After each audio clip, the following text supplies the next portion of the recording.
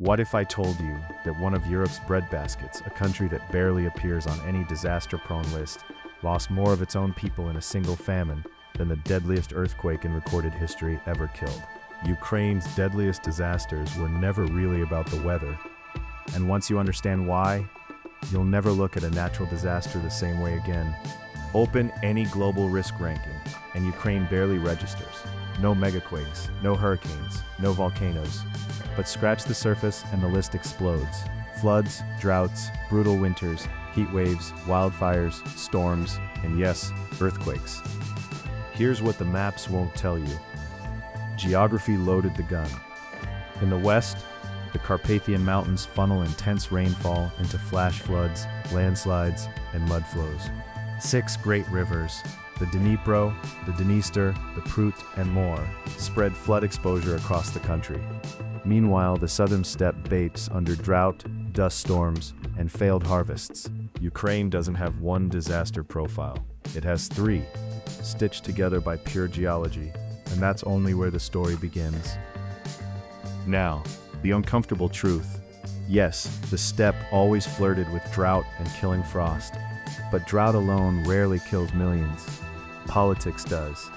Between 1921 and 1947, Ukraine endured 3 catastrophic famines. The first followed war and revolution, the last followed Nazi devastation. But the one in the middle, the holodomor of 1932 to 1933, is the one you need to understand. Weather played a big part. The real killers were forced collectivization, grain confiscation, and laws that made it a crime to leave a starving village to search for food. Disaster researchers are blunt about this. The holodomor was not a natural disaster. It was a policy. And it teaches the single most important lesson in this entire field. A hazard never decides how many people die. Governments do. So if famine is political, what about the floods?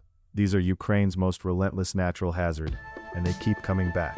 1998, 2001, 2008, 2020. The 1998 Transcarpathian flood tore through homes and roads as rivers rose in a matter of hours.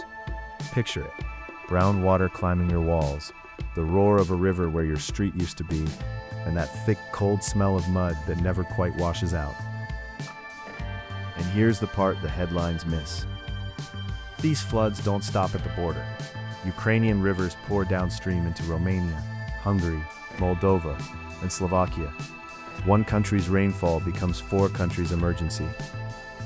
Deforestation, building in the valleys, and weak drainage turned a natural process into a predictable, repeating disaster.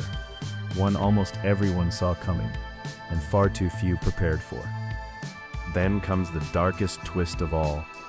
In 2024, satellites recorded Ukraine's worst wildfire year in more than 3 decades.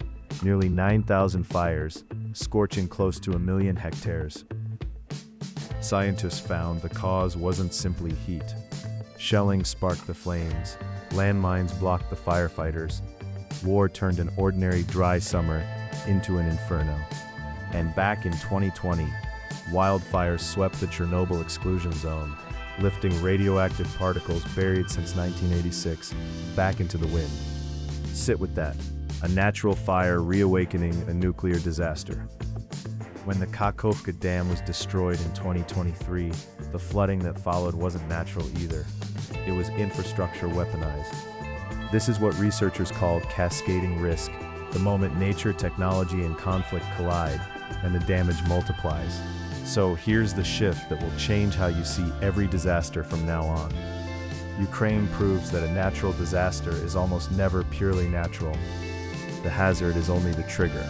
What decides who lives and who dies is the invisible architecture around it. Poverty, politics, aging infrastructure, and inequality. Nature writes the first sentence. Human systems write the ending. And that means these outcomes were never inevitable, which is exactly why understanding them matters. Because knowledge is what protects you, your family, and your community when the next one comes. If this shifted how you think, subscribe to Disaster Research Notes and hit the bell. because the knowledge here doesn't just protect you, it helps you protect the people around you. Then tell me below, in your country, what turns an ordinary hazard into a full-blown catastrophe? It is a story where race and class, not the river, decided who bore the worst of it. I'll see you there.